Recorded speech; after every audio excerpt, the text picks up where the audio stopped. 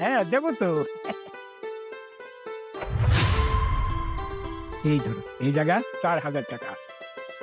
4000 টাকাতে কি হবে? আমার তো আরো বেশি টাকা লাগতো। তুমি 4000 টাকার বাজার করো, তারপর তোমার যা লাগে তোমাকে আমি আরো দেবো। আচ্ছা ঠিক আছে বাবু, বাজার না যে শপিং করবো। তোমার বয়স হয়ে গেছে, তুমি বোঝো না, বোকা।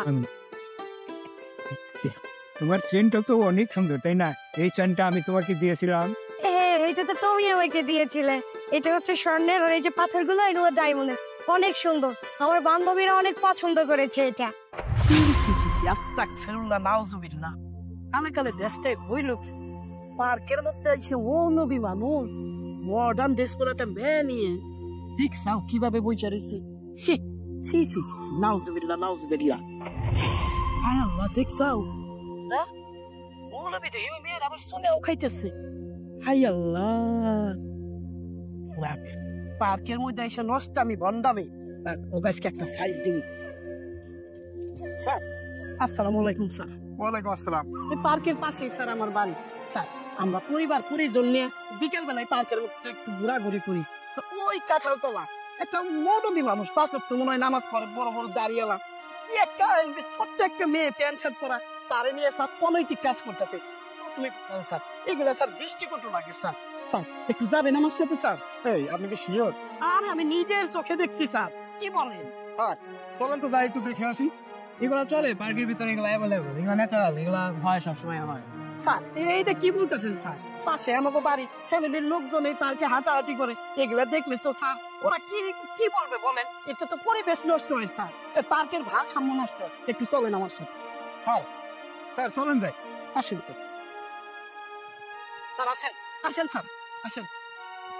আসেন, এই যে দেখেন মৌলবী মানুষের ইচ্ছাটা মেলাতে প্রেম বিনিময় করতেছে। স্যার এটা আপনি কি করতেছেন?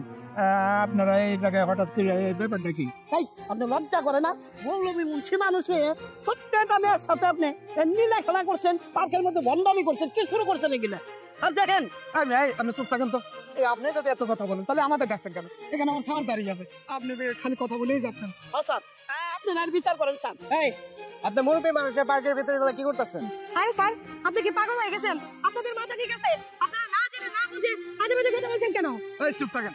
আপনারা পার্কের মধ্যে নোংরামি করবেন আর মানুষজন আপনাদের নামে কমপ্লেইন করবে, আর আমরা কিছু বললে সেটা দোষ না। শুনেন, আইনের পোশাক পরছেন বিদায় আপনি যা তা বলবেন। উনি আমার কি হয় আপনারা জানেন? কি হয়? আমার দাদা হয় উনি। স্যার আমার নাতিন ঠিকই কইছে, ও আমার একমাত্র আদরের নাতনি। ওর ছোটবেলায় মাটা মইরা যায়, পরে আমি ছোটকালের থেকে কুড়ে পিঠে করে মানুষ করছি, পরে কষ্ট করে লেখাপড়া শিখে এই শহরে পাঠাইছি। ও এখন হোস্টেলে থাকে, ওর মাঝে মাঝে টাকার দরকার হয়, তাই আমি করি কি ওই টাকাগুলো নিয়ে পরে দেওয়ার লিগে পরে ফোন দিই, এই পার্কের ভিতরে চলে আসে আর ওর ওই টাকাগুলো দেওয়া যায়। আর ওর মাটা মইরা গেছে, এই অভাবটা পূরণের জন্য পরে একটু আদর সোহাগ করি, এই আর কি। হ্যাঁ স্যার, দাদু ঠিকই বলছে। ছোটবেলায় মা মারা গেছে, কোনোদিনও মায়ের আদর পাইনি। এই দাদু আমারে কোলে পিঠে করে মানুষ করছে, জানেন, নিজে না খায় আমারে খাওয়াইছে, আর এই শহরে আমারে রাখছে শুধু যদি আমি ভালো থাকি। মাঝে মধ্যে দাদু আসে, কোথায় দেখা করব? হোস্টেলে তো আর দেখা করা যায় না, হোস্টেলে অনেক মেয়ে থাকে। এই জন্য দাদুরা আমি বইলা দেই, তুমি আমার জন্য ওই পার্কে অপেক্ষা করবা, আমি ওইখানে যাবো। এছাড়া আর কিছুই না, ইনি আমার দাদুই হয়। দেখছেন তো, না বুঝা না শুনা আপনি মুরব্বীর নামে একটা বিলেন দিলেন। এখন তো দেখলেন যে মুরব্বীর নাতনি হয়। নেক্সট টাইম এরকম ভুল আর করবেন না। আই ফিরো সব চলেন। জি স্যার চলেন। মুরব্বী আসলে আমার ভুল হয়ে গেছে, আমি না যাই না শুনে এরকম একটা খারাপ অবদান আপনাকে দিচ্ছি, আপনি আমার ক্ষমা করে দিন। আসলে আপনার নাতনি এটা আমি জানি না, আগে তো দেখেনি কত ধরনের অনৈতিক কাজ হয়, আমি তাই মনে করছিলাম। আচ্ছা ঠিক আছে, আমি মাফ করে দিই। আমি আসি, আসসালামু আলাইকুম। দাদু দেখো না, সবাই কি ভুলভাল ভাবতেছে। তুমি এক কাজ করো, তুমি বাড়িতে চলে যাও আর আমি হোস্টেলে চলে যাও। যা হোস্টেলে যা। আচ্ছা দাদু। আমি বারো মতো থাকো। হ্যাঁ, ঠিক আছে।